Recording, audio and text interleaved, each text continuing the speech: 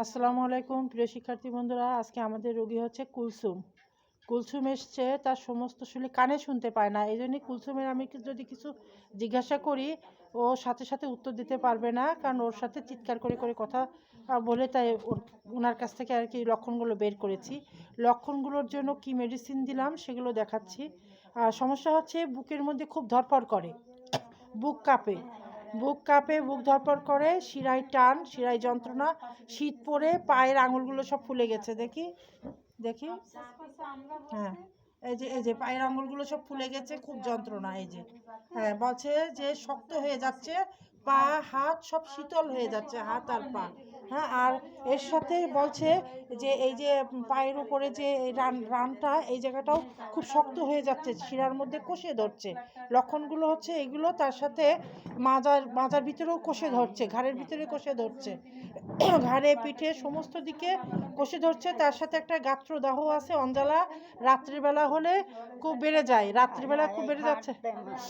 হ্যাঁ হ্যাঁ, রাত্রিবেলা খুব বেড়ে যায়, রাত্রিবেলা একটা অস্থিরতা, ছটফটানি। জিজ্ঞাসা করলাম যে তখন কি আপনার মনে হয় যে আপনি মারা যাবেন বা বাঁচবেন না? বলছে হ্যাঁ, আমার সেরকম মনে হয়। রাত্রিবেলা একটা অন্তর্জালার সাথে ছটফটানি এবং মৃত্যু ভয়, তিনটেই আছে। তার সাথে পানি পিপাসার কথা জিজ্ঞাসা করলাম, বলছে হ্যাঁ, খুব পানি পিপাসা, কিন্তু কেমন খায়? বললো যে কিন্তু অল্প অল্প খায়, অল্প অল্প খেয়ে গলাটা ভিজায়। প্রচণ্ড পানি পিপাসা, কিন্তু অল্প অল্প খায়, আর অস্থিরতা। আর আপনার কি শ্বাস টান হয়? হয়, শ্বাস টান হয়? হ্যাঁ, নিঃশ্বাসে কষ্ট হয়?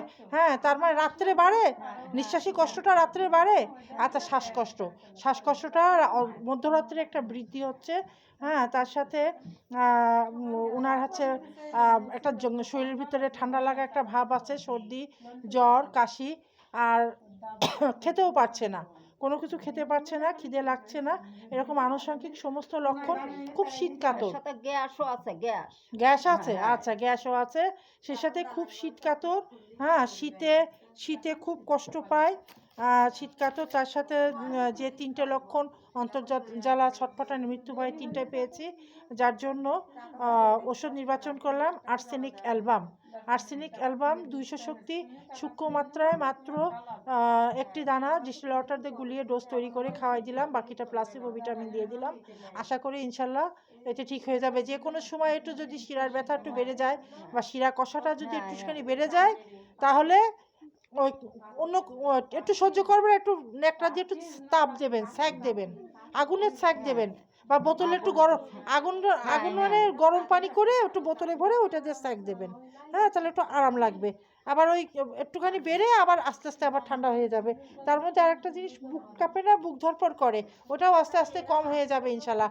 আর্সেনিক অ্যালবাম হার্টের ওপরই খুব ভালো কাজ করে, বুক ধরপড়। তারপর শীতকালীন একটা খুব ভালো ঔষধ। সারা বছর যে কোনো সময় এর লক্ষণগুলো পাওয়া যায়, কিন্তু শীতকালের হাই প্রেশারও অনেকটা কন্ট্রোল হয়ে যাবে। হ্যাঁ, কম হবে ইনশাল্লাহ, আশা করি সব কিছু কম হয়ে যাবে ইনশাল্লাহ। হ্যাঁ, শীতকালের যে ঠান্ডা লাগা আর যে শিরা কষা, যেটা বলছে যত ঠান্ডা লাগে, ওনার ভাষ্য হচ্ছে যত ঠান্ডা লাগছে শরীরে, তত ওনার মাসেলগুলো শক্ত হয়ে যাচ্ছে। মাসেল বলতে মাসেলের ভেতরে, মাংসের ভিতরে যে শিরাগুলো রয়েছে সেইগুলো শক্ত হয়ে যাচ্ছে। হ্যাঁ, তার ভিতরে যন্ত্রণা শুরু হচ্ছে, আর যত ঠান্ডা লাগছে পায়ের আঙুলগুলো আরও বেশি করে ফলছে, আরও ব্যথা হচ্ছে, তাই না? আমারও ঠান্ডা লেগে গেছে। যাই হোক, আল্লাহ ভরসা, আজকে এই পর্যন্ত। ইনশাল্লাহ আশা করি রুগী সুস্থ হয়ে যাবে। ওষুধ ছিল আর্সেনিক অ্যালবাম 200 শক্তি। আজকে এই পর্যন্ত, আল্লাহ হাফিজ।